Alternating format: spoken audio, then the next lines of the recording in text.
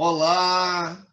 Vamos lá, ferinhas! Então, nós já vimos, né, a teoria, toda a teoria de refração da luz, já vimos a parte do índice de refração absoluto, já vimos a primeira lei da refração, já vimos a segunda lei da refração, e agora vamos ver a última parte teórica e de cálculo desse conteúdo, que é a parte da reflexão total da luz. Esse conteúdo é um conteúdo muito importante, porque é isso que acontece, é esse fenômeno que acontece dentro das fibras óticas, por exemplo.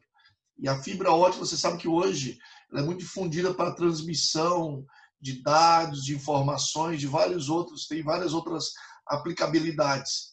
Então é muito comum cair no Enem, tá, sobre fibra ótica, e esse conteúdo é o conteúdo que vai ser exigido. Então vamos lá. A questão é o seguinte: quando a luz é proveniente de um meio mais refringente, de um meio 1 mais refringente para o meio 2 menos refringente, é possível acontecer o fenômeno que nós chamamos de reflexão total da luz. Como que seria isso? Por exemplo, quando a luz vem, lembrando que só do meio mais refringente para o menos. Se estiver passando do menos refringente para o mais, como do ar para a água, esse fenômeno não é possível acontecer.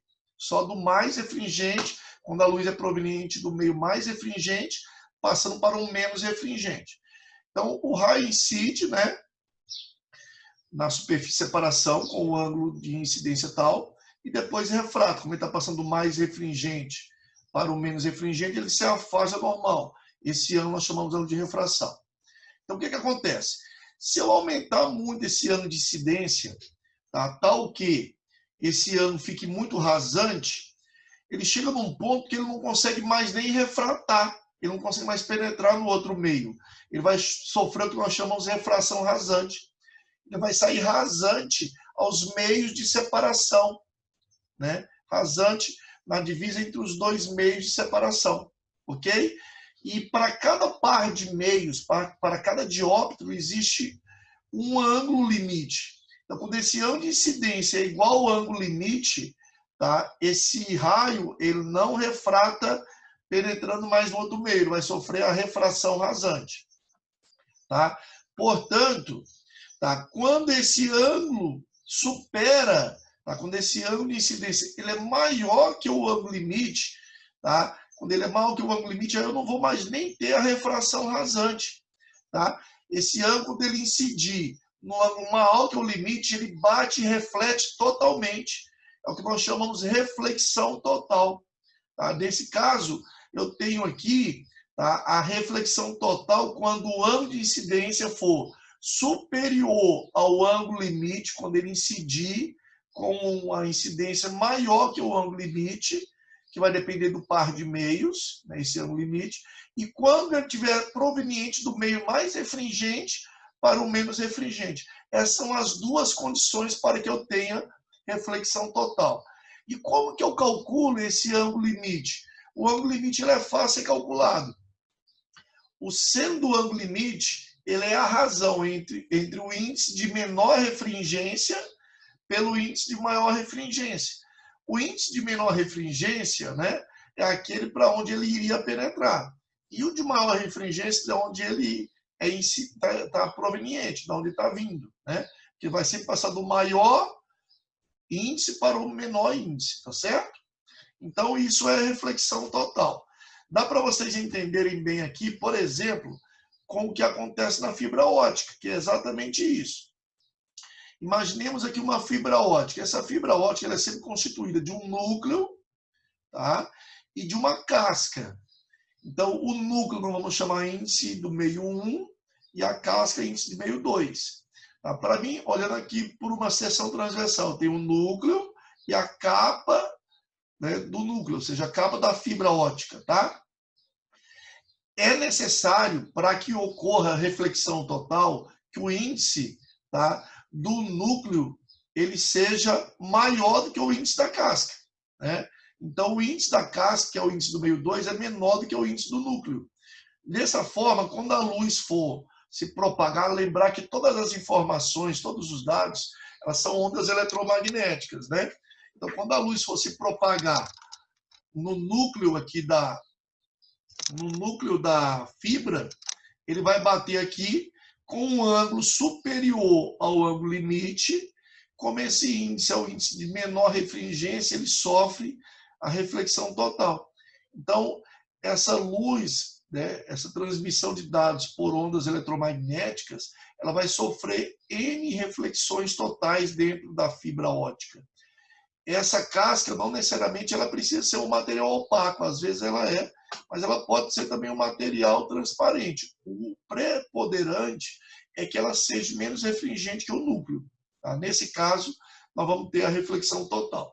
Então, vamos lembrar muito bem disso.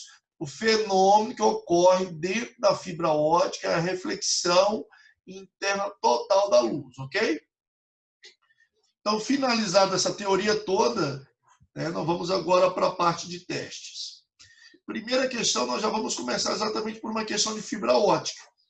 Considerando que o núcleo de uma fibra ótica tenha índice de refração N1 de 1,48 e o material de sua casca tenha um índice de refração N2 de 1,46, calcule o ângulo limite L de incidência para que haja reflexão total no núcleo dessa fibra.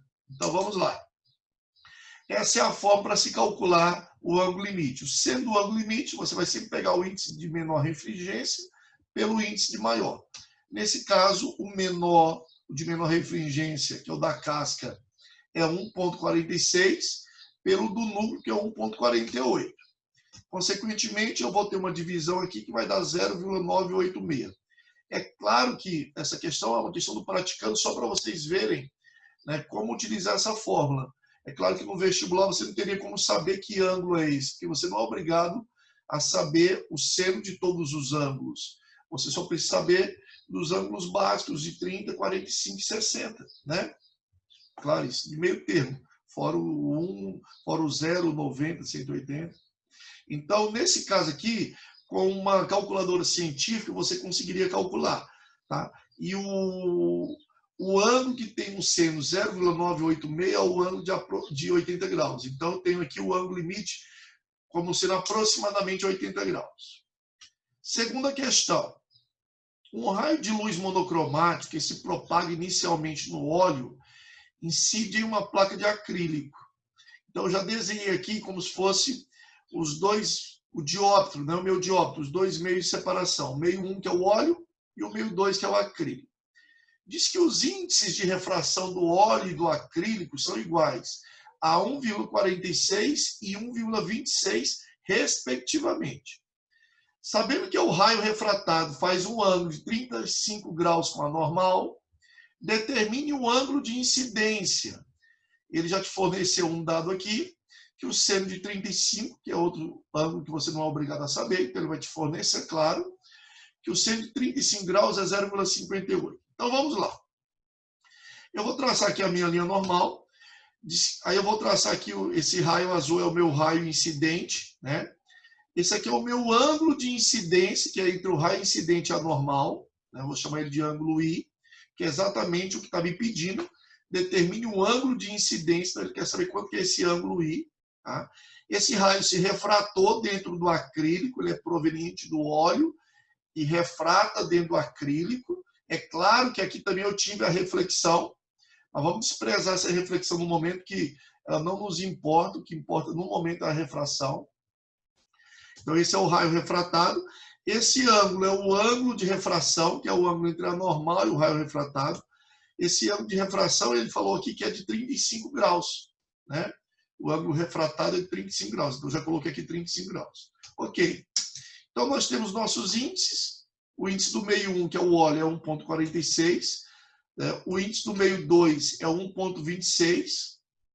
Tá? O ângulo de refração é 35 graus. E ele quer saber o ângulo de incidência. Né? Como que eu vou calcular, como que eu vou resolver matematicamente essa questão? Você vai resolver ela exatamente pela lei de Snell-Descartes. Vamos chamar daqui para frente só lei de Snell, abreviadamente. Tá? Ela também é exatamente a segunda lei da refração. O que diz a lei de Snell? Diz que o índice, tá, do meio 1 vezes o seno desse ângulo é igual ao índice do meio 2 vezes o seno desse ângulo. Então, é muito fácil lembrar da forma. O índice desse meio vezes o seno de I é igual ao índice desse meio vezes o seno de R. Tá? O índice do meio 1 é 1,46, que é o índice do óleo, vezes o seno de incidência, do ângulo de incidência, que é o ângulo que nós estamos querendo determinar. Já o índice do meio 2, que é o acrílico, é 1,26, vezes o seno de 35, que a questão já me deu, que é 0,58. Eu já coloquei direto aqui. Isolei o seno de I, 1,26 vezes 0,58 dá 0,73, dividido por 1,46. Se nós simplificarmos aqui, vai dar exatamente 1 meio. Então, o seno de I é 1 meio ou 0,5. Que ângulo que tem esse seno, 0,5? É o ângulo de 30 graus. Né? Então, portanto, o ângulo de incidência é igual a 30 graus. Então, ele incidiu com o ângulo 30 graus e refratou com o ângulo 35 graus. Por que aumentou esse ângulo? Né? Porque ele passou do meio mais efringente para o menos efringente. Vamos para a terceira questão. Um feixe de luz que se propaga no ar incide em uma placa de acrílico com um ângulo de 45 graus em relação à normal.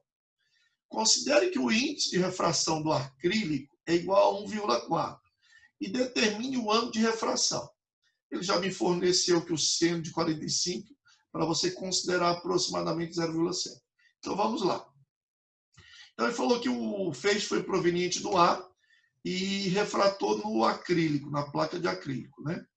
O ângulo diz que ele incidiu com um ângulo de 45 graus. Então o ângulo de incidência é de 45 graus. Então vamos aplicar novamente a lei de Snell. Né? Aqui, como o ângulo de incidência é 45 graus, então eu vou pegar o índice do meio 1. Ele não é proveniente do ar. Quando for o ar, a questão não vai te dar o índice. Você sabe que o índice do ar é aproximadamente igual ao do vácuo, que é 1. Então, o índice do meio 1 é 1, né? O índice do meio 1 é 1. O seno de 45 é o ângulo de incidência, né? O raio incide proveniente do ar na placa de acrílico, formando um ângulo de 45 graus. Então, o ângulo de incidência é 45 graus. Então, 1 vezes o seno de 45 é igual. Índice do meio 2. Diz que o meio 2 é o acrílico. Tá? E disse que, para você considerar o índice de refração do acrílico igual a 1,4. Então, o índice do meio 2 igual a 1,4. Vezes o seno de R, que é exatamente o que nós queremos determinar, o ângulo de refração. Então, eu quero saber quanto que é esse ângulo de refração. Então, vamos primeiramente achar o seno dele. Então, aqui, novamente, isolando o seno de R, ficou 1 vezes o seno de 45, que é 0,7, que é 0,7 dividido por 1,4. Novamente, deu 1 meio, assim como na segunda questão, ou 0,5. Portanto, se o seno é 0,5, é porque o ângulo R é igual a 30 graus. Então, o ângulo de refração dessa questão é 30 graus. Então, ele incidiu 45 graus e refratou com 30 graus. Nesse caso, ele se aproximou da normal, né? Porque ele passou de um meio menos refringente, que era o ar, para o mais refringente, que era o acrílico. Quarta questão. Já essa questão da Federal da Bahia, ela vai trabalhar sobre agora o índice de refração. Então, vamos calcular o índice de refração. Dessa forma, nós utilizamos os 4 cálculos, né? O ângulo limite, nós calculamos a segunda lei da refração, que é a lei de Snell-Descartes, né? 2 vezes na segunda e terceira questão, e agora vamos fazer o índice de refração absoluto na quarta. A luz reduz sua velocidade em 20% ao penetrar numa placa de vidro. Sabendo que a velocidade da luz no vácuo é de 3 vezes 10 a quinta km por segundo, determine o índice de refração do vidro e a velocidade da luz no mesmo meio. Então, você sabe que a velocidade da luz no vácuo era uma informação que nem precisava ter dado, você precisa saber. Ela é 3 vezes 10 a quinta quilômetros por segundo. Como aqui está em quilômetros, vamos transformar para o sistema internacional. Então, o quilo é 10 ao cubo, vezes 10 à quinta dá 10 à oitava. Então, eu sei que a velocidade da luz no vácuo é 3 vezes 10 à oitava metros por segundo. E pediu para calcular qual a velocidade da luz nesse meio, ou seja, qual a velocidade da luz no vidro ao penetrar na placa de vidro. Portanto, a velocidade da luz no vidro vai ser 80% da velocidade da luz no vácuo. Por quê? Porque diz que ela reduziu 20%. Então, 100 menos 20 dá 80%. Então, a velocidade da luz no vidro é de 80% da velocidade da luz no vácuo. Então, 80%, 80 sobre 100, que é 0,8, vezes a velocidade da luz no vácuo. Então, a velocidade da luz no vidro é de 2,4 vezes 10 à oitava metros por segundo. Agora vamos calcular, nós já calculamos então a velocidade da luz no vidro, vamos calcular o índice de refração do vidro. Então, o índice de refração, você sabe que é a relação entre a velocidade da luz no vácuo e a velocidade da luz no respectivo meio. Então, a velocidade da luz no vácuo é 3 vezes 10 à oitava e no vidro é 2,4. Simplificando 10 à oitava aqui, dividindo, vai dar 1,25. Então, o índice de refração do vidro é de 1,25. Então, as duas respostas é índice de refração absoluto do vidro 1,25 e velocidade da luz nesse meio 2,4 vezes 10 à oitava metros por segundo. Eu vou pular a quinta questão, vou mandar para vocês a quinta questão pela sala online e vou responder mais duas teorias para enfatizar bem a parte teórica de refração. Primeiro, pela primeira questão das atividades complementares, uma questão que foi cobrada na PUC de Minas em 2012. Um bastão de vidro parece quebrado quando colocado inclinado dentro de um recipiente com água, conforme o diagrama a seguir. Lembrar que se eu colocar esse bastão retinho, tá, eu não vou ter desvio, tá? Então só vou ter desvio se eu estiver na diagonal. Tem que parecer estar quebrado.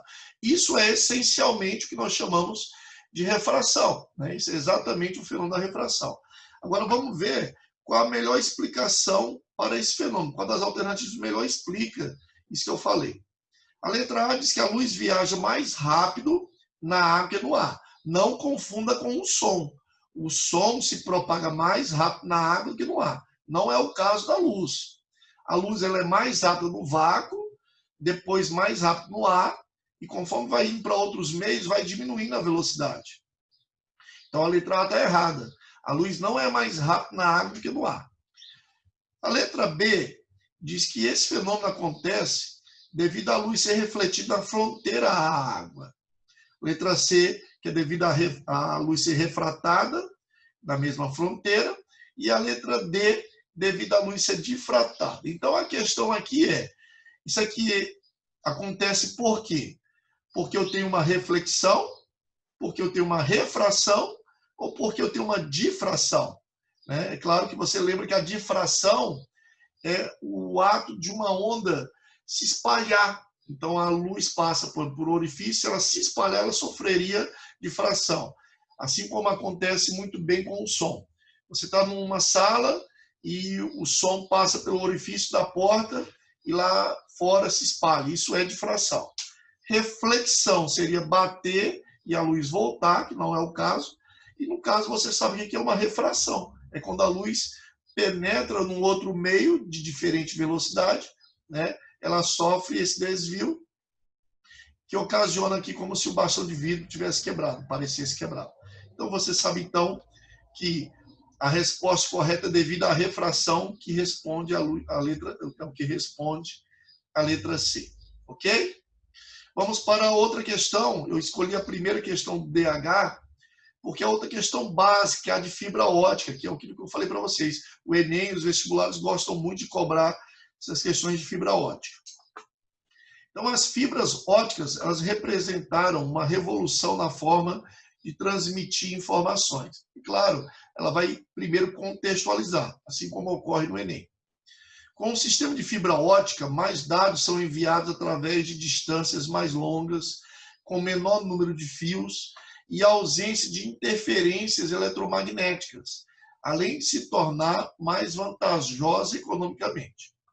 O uso da fibra ótica tem se popularizado cada dia mais, desde iluminação de piscinas até exames para examinar o interior de uma artéria de um paciente com a introdução de feixes de fibra ótica. Então, feita a introdução, nós vamos agora ao que interessa. A comunicação por fibra se realiza através da propagação do sinal, obedecendo a um importante fenômeno da ótica geométrica. Qual deles? Dispersão interna total? Não, dispersão da luz é o que ocorre, por exemplo, né, no arco-íris. Né? Absorção da luz também não. O que ocorre é a letra E, que é a reflexão interna total da luz, né? A reflexão total interna da luz no núcleo da fibra ótica, ok? Então, finalizamos essa aula de refração. Nosso próximo conteúdo vai ser a parte 2 de refração e a gente finaliza, tá bom? Então, fiquem com Deus e até uma próxima oportunidade.